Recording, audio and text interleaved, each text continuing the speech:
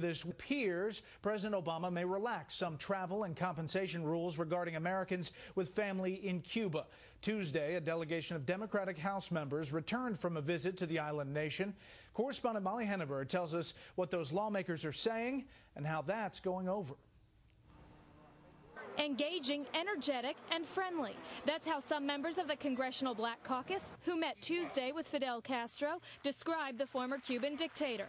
They also met with Fidel's brother Raul, now Cuba's president, and came back impressed. The Cubans do want dialogue, they do want talks, and they do want normal relations with the United States of America. I witnessed freedom of travel, freedom of speech, and freedom of religion. We went to a Baptist and Episcopal church.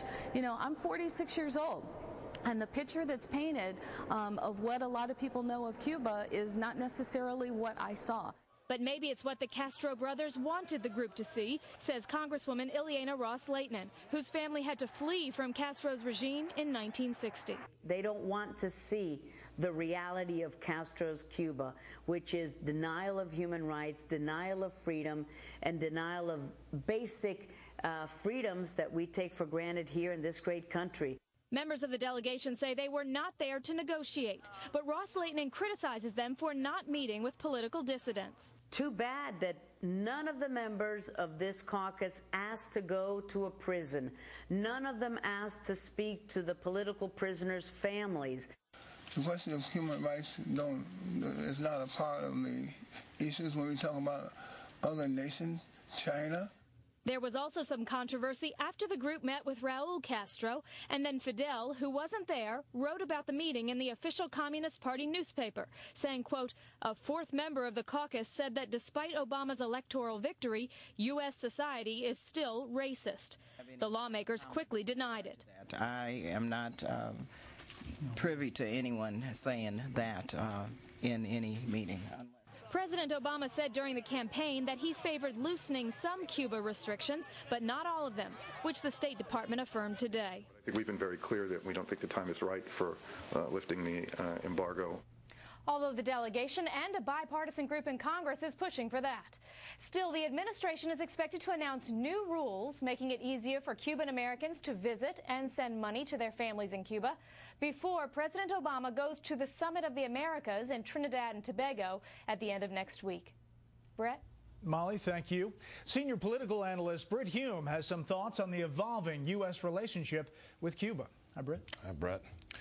The steps about to be taken by the Obama administration to relax parts of the long-standing trade embargo with Cuba, coupled with a visit there by the members of the Congressional Black Caucus, will reopen the old debate about Cuba policy.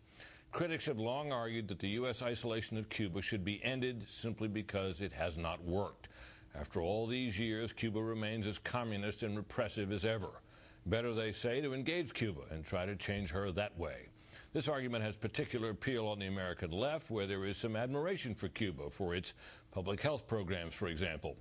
But the left did not like the Reagan policy of engagement with South Africa toward the end of its racist apartheid era. Liberals much preferred the isolation and economic sanctions which came later, and which they believe forced South Africa to change its ways. So it is not easy to draw either clear ideological lines or clear lessons from these two cases. What does seem clear is that the Obama administration is headed down the road of diplomatic engagement with Cuba, with Iran, and possibly North Korea as well.